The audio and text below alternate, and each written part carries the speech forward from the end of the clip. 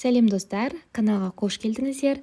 Видеоны көрмес бұрын тіркеліп лайк басып кетіңіздер. Бүгінгі тақырып қан мен зәрдегі билирубин және басқа да өт пигменттерін анықтаудың диагностикалық маңызы. Қазіргі таңда қан сарысуында, яғни плазмада билирубинді анықтау үшін 1916 жылғы Вандер Берг ұсынған диаза реакцияға негізделген әдісті қолданады. Қалыпты плазмадағы жалпы билирубин концентрациясы 0,3-1 миллиграммда децилитрді құрайды. Оны микромольге айналдырсақ 1,7-17 микромольда литр. Жалпы билирубиннің 75% қосақталмаған түрде болады, яғни тура емес. Жалпы біз клиникада осы билирубинді қосақталмаған және қосақталған деп жіктейміз. Қосақталған бұл тура, ал қосақталмаған тура емес билирубин болады. Енді бірінші клиникадағы қосақталған билирубинге сипаттама берсек, ол суда жақсы ериді және диазореагентпен қызыл түсті қосылыс түзіп тез әрекеттеседі. Және бұны Вандербергтің тура реакциясы деп атаймыз. Ал қосақталмаған билирубин гидрофобты, соған байланысты қан плазмасында альбуминмен комплекс ретінде болады және диазореагентпен органикалық еріткішті, біздің жағдайымызда бұл альбуминді тұнбаға түсіретін этанол, осы этанолды қосқан кезде ғана әрекеттеседі. Егер билирубин мөлшері нормадан жоғары болса, гипербилирубинемия деп аталады. Қан плазмасында билирубин концентрациясы жоғары қосақталған және қосақталмаған болуына байланысты гипербилирубинемияның өзінде қосақталған және қосақталмаған деп бөлеміз. Сонымен қоса, бауыр жасушалық патологиясы бар науқастарда тура билирубин, яғни қосақталған билирубин концентрациясы ұзақ уақыт жоғары күйде қалатын болса, онда қандағы плазмалық билирубиннің үшінші түрін анықтаймыз. Ол кезде билирубин альбуминмен ковалентті байланысып және қарапайым әдіспен анықтаған кезде айыру қиынға соғады. Кейбір жағдайларда жалпы билирубиннің 90% осы түрде кездесуі мүмкін. Жалпы билирубин түзілуінің артуы гипербилирубинемия себебі болуы мүмкін. Ол кезде бауырдың оны бөлу қабілеті жоғарылайды, немесе бауырдың қызметі және өт секрециясы бұзылады. Сонымен қатар гипербилирубинемия өт жолдары бітеліп қалғанда да байқалады. Барлық жағдайларда ағзада билирубиннің концентрациясы жоғарылайды. Белгілі концентрацияға жеткеннен кейін ол ұлпаларға тарап, оларды сары түске бояйды және клиникалық жағдайда ұлпалардың сарғаюы, сарауру пайда болады.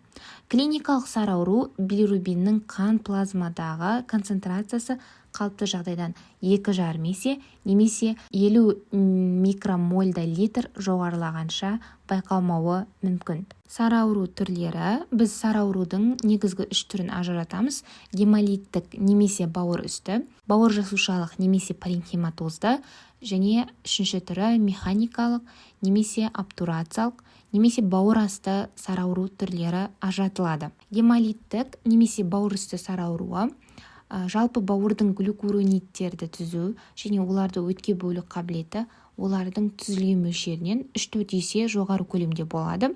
Гемолиттік сарауру бұл эритроциттердің қарқынды гемолизінің нәтижесі. Ол билирубиннің бауырдан өз мөлшерінен артық дәрежеде бөлінуінен дамиды және бұл сарауруда даму себебі бауыр барлық мүмкіндіктерінен айырылған жағдайда көрініс береді.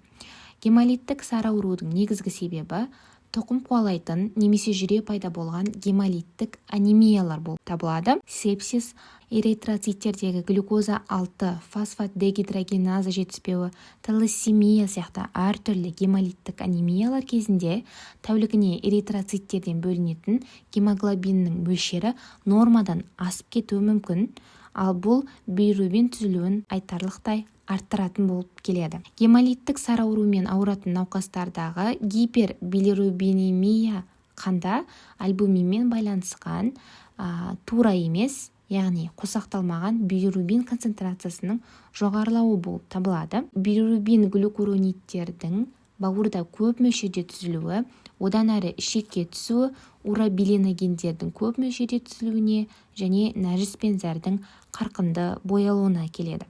Гемолиттік сараурудың басты белгілерінің бірі жаңа айтып өткендей қандағы тура емес билирубин мөлшерінің артуы. Қосақталмаған билирубин мөлшерінің артуы оны механикалық және паренхематозды сары аурулардан ажыратуға мүмкіндік береді. Қосақталмаған билирубин өзі улы, гидрофобты және липофильді қосақталмаған болып келеді. Ол мембрана липидтерінде оңай еріп және соған байланысты митохондрияға еніп, олардағы тыныс алу мен тотыға фосфорлануды ажыратады. Одан бөлек нәруыздардың синтезін, калий иондарының жасуша және органеллалар мембраналар арқылы өтуін бұзады.